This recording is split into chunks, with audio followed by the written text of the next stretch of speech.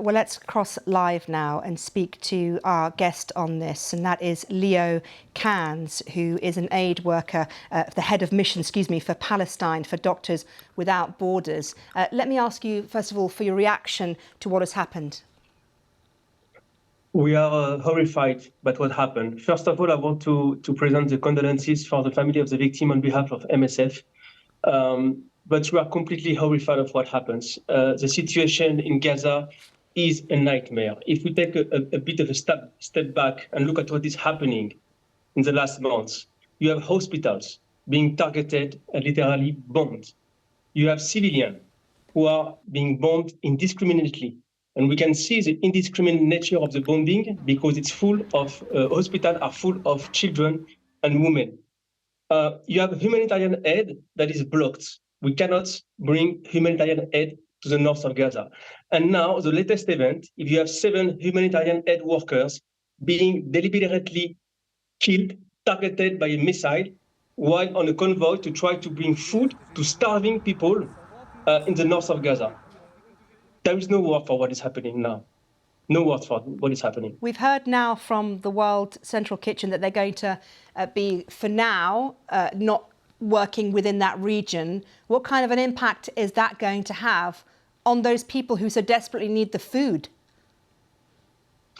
This is the whole problem of what is happening now in Gaza. Humanitarian actors are not allowed to work properly.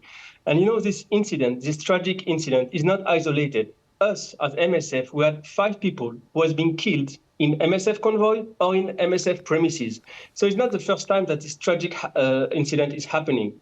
And we are all, the humanitarian actors are at the limits of the working capacity. And people are being starved in the north of Gaza because Israeli government refused food to get inside Gaza. And now you have the same government that is targeting the NGOs, that is one of the few actors that is trying to give food to the north.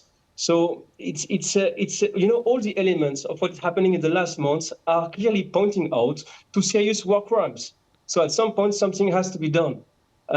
We cannot work like this. Humanitarian workers should always be protected. This is international law, and this is a basic of humanity. And it seems that humanity is being buried right now in Gaza, and for several months already. Leo, thank you very much for joining us. Well, the Israeli newspaper Haaretz has run with a story that it says are from defence sources from the IDF, which say that the drone which bombed those World Central Kitchen aid workers was actually targeting an armed Hamas member who wasn't there. A little earlier, I spoke to Haaretz journalist Gideon Levy, who told us more about the Haaretz story.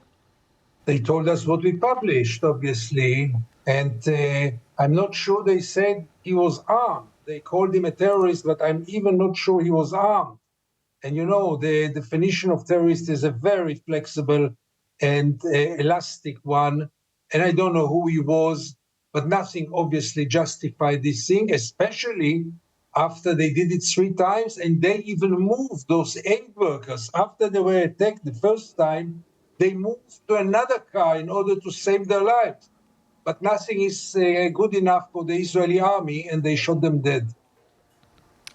What I'm struggling to understand is that you can very clearly see the World Central Kitchen logos on these cars. And from what the defence sources are telling the Haaretz newspaper, as you mentioned yourself, they attacked the cars with a drone, and then people exited the cars and they were attacked again. Look, it's not an exceptional case. I understand that we are all very stoned because they are internationals. But those cases happen so many times in this war. That's Gideon Levy there talking to me from the Israeli newspaper Haaretz.